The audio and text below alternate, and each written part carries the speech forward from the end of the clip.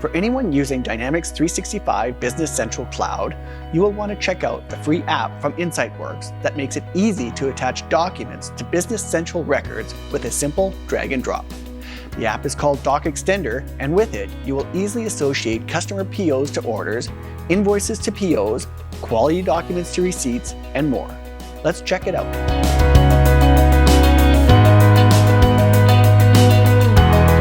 DocXtender is available to Business Central Cloud users.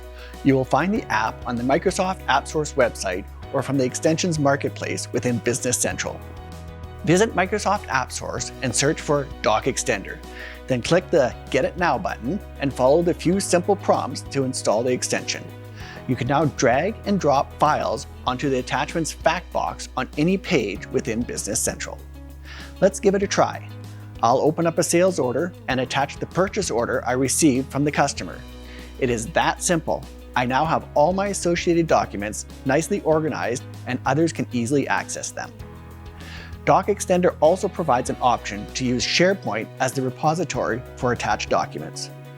With DocXtender, you won't lose another document or spend time searching for files.